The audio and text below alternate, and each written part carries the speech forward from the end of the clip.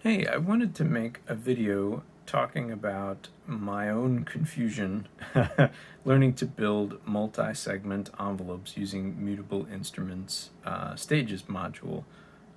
I had trouble with my own intuition learning how to use the thing, and so hopefully this discussion helps at least one other person on the internet. So let's get into it. We're looking here at a three-segment envelope. Let me show you how this is patched. So this is just about the simplest complex envelope that one might build with stages. It is three green segments, and I'm just triggering it with a clock, and the output is going straight to the scope. So three green segments, three ramp type segments. Trim pots are all at noon right now, and the lengths are moderate, just to fit within the time range of the scope. So here's what confused me personally, and it's the fact that to understand what the generic controls do, you have to have a mental model of what is the ordinal number segment that I am controlling when I manipulate the controls. And well, that's a confusing statement. What do I mean by that? Well, when I turn the trim pot on the first segment counterclockwise, the segment becomes more exponential. And there I'm using the term from the silk screen of the maths module, just because that's what I'm used to.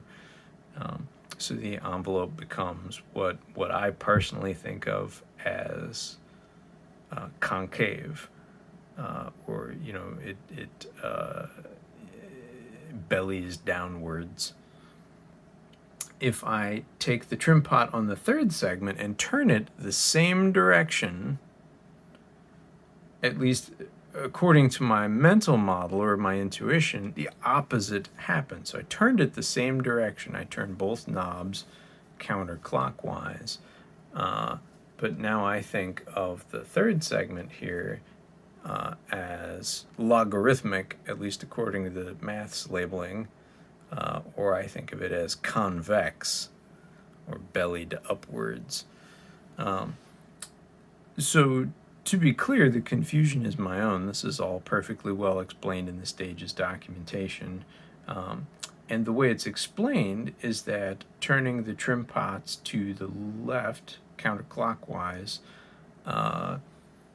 produces curvature which accelerates towards its destination voltage, which is a very digital way, to my mind, of thinking about things. And stages is a digital module, after all.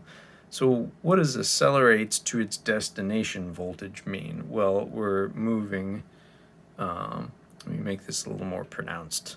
We're moving slowly, slowly, slowly, and then quickly, quickly to our maximum voltage. And then here we're moving slowly, slowly, slowly, quickly, quickly to our destination 0 voltage. So we've turned them the same direction, and so they both exhibit what Amelie calls accelerating behavior. If I reverse them, so now I'm turning them to the right or clockwise. Now we have the opposite behavior to my intuition. So maths would call this segment logarithmic and this segment exponential. The documentation describes these as decelerating. So again, we're moving quickly and then slowly. And here again, we're moving quickly and then slowly to the destination voltage of the segment. So to hop over to maths, to be precise, this is what I'm talking about. So here, maths curvature knob is twisted counterclockwise, and so it's producing logarithmic slope segments of its attack and decay envelope. If I turn this towards exponential, and I have to adjust the duration at the same time because maths, you can see as I'm changing this, the whole thing gets pointier, to use an intuitive term.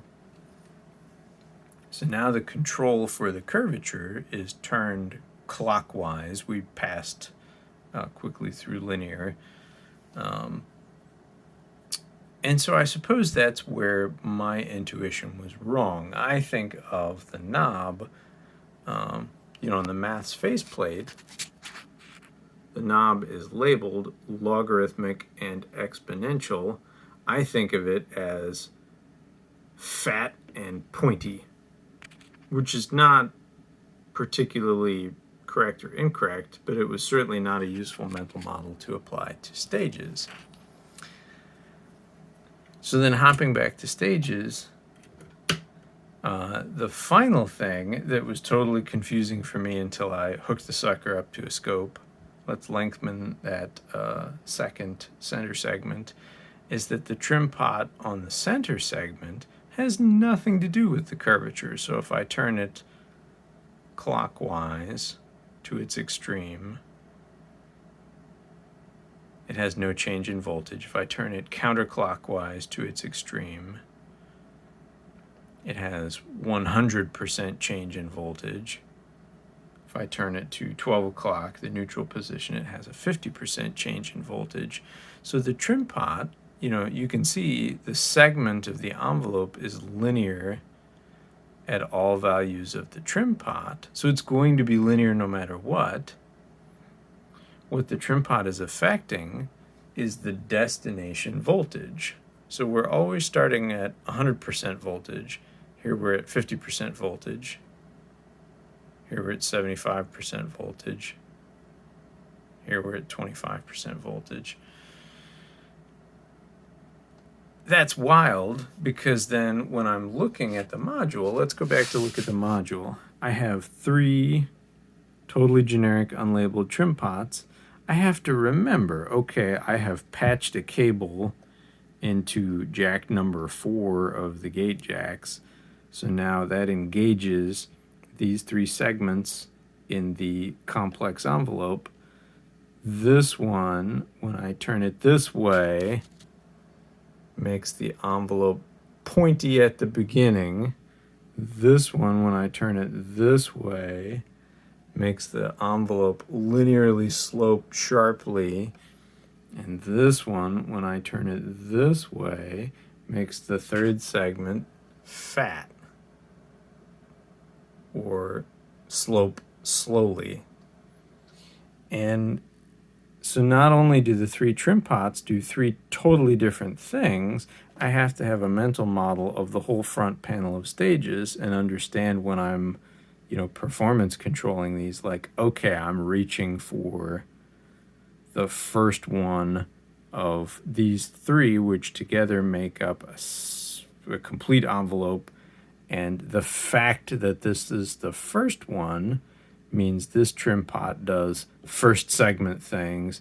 The fact that this trim pot is the second one means it does second segment things, and so on. So it's awesome and it's powerful, and when I use it in a sequence, it sounds good. It's just, I found it quite confusing compared to something as deliberately simple as maths. Am I going to keep using it? Heck yes, it's crazy powerful. Was I confused? Absolutely. Hopefully this illuminates how at least the ramp type segments work when strung together to at least one other human being.